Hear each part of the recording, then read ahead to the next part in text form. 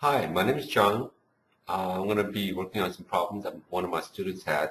This is a little bit difficult to do for pre-calculus. It's a little tricky, lots of algebra, but if you slow down, take it easy, you should be able to work through most of the problems. You can go from a single fraction into a partial fraction. Going from a partial fraction to a single fraction, that's pretty easy. All you have to do is find the common denominator, multiply top and bottom by its missing factors, and then change it to a single fraction. Going from a single fraction, going from a partial fraction, single fraction to a partial fraction, that's going to be very difficult. There is a lot of algebra involved, so again, like I said, slow down. I'm going to give you an example of a partial fraction and what a single fraction is. 2 all over x minus 3 minus 1 all over x plus 2, that's equal to x plus 7 all over x squared minus x minus 6. From here, to get to a single fraction, so these are called partial fractions, and that's called a single fraction. So multiply it by x plus 2 to the numerator and denominator, etc., and you'll get to this stage pretty easily. To go from a single fraction to a partial fraction, that's going to be pretty difficult, and that's what we're going to be working on today. Okay, it takes a little bit of persistence, so be patient and work through the problem slowly. The first thing we're going to do is I'm going to give this example, okay? X plus 7 and all over x squared minus x minus 6. We're going to decompose this single fraction into its partial fraction, and hopefully we'll end up with this. Well, I know that x squared minus x minus 6 will always factor to x minus 3 times x plus 2. Because this is quadratic, it's almost always factorable when you get to this stage. And that is going to equal a, some value of a, some constant, times x minus 3, plus b times x plus 2.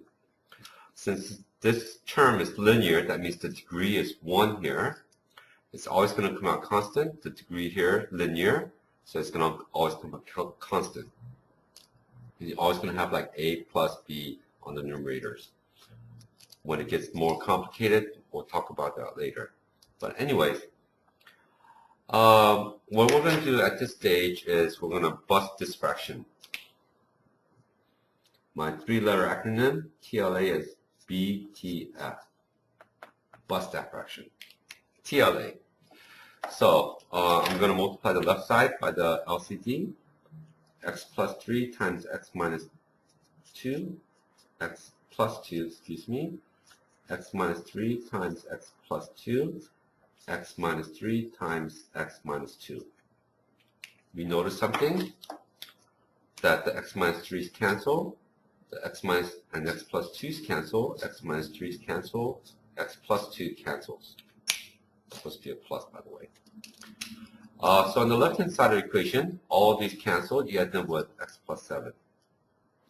On the right side, the x minus 3's cancel because that's in the numerator. That's in the denominator. You end up with a times x plus 2 plus b times x minus 3. We have to distribute this out. ax plus 2a plus bx minus 3b. At this stage, you have to combine all the x terms, the linear terms. X times a plus b. You notice how I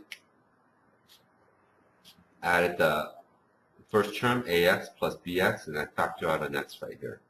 And then we do the second part, which is 2a minus 3b. And that has to equal x plus 7. This gets a little bit tricky.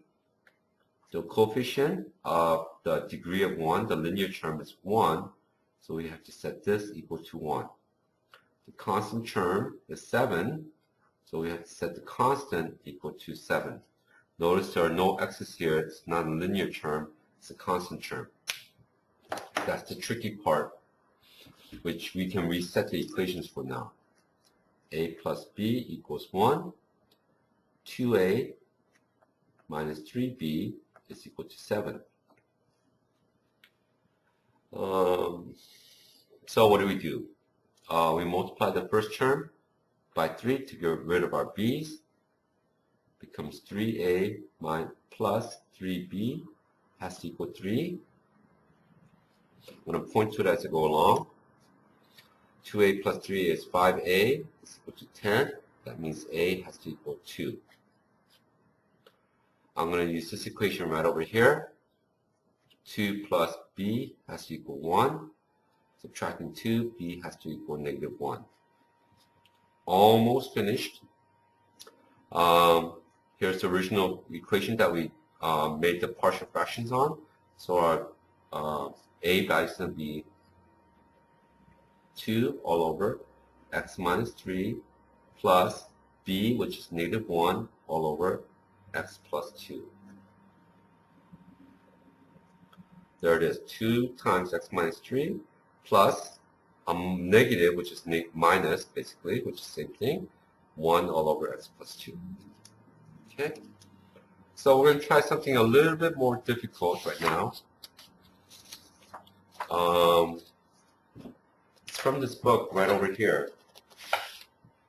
I like to use this book. This is the one that Ventura High School uses for their honors pre-calculus students. Camarillo Adolfo High School actually uses this book for the college prep students. I have no idea. This is the first year Ventura High School is using this book for honors students, whereas Camarillo is using it for their college prep students. So I'm pretty sure that there are some harder problems here that the honor students should be able to produce.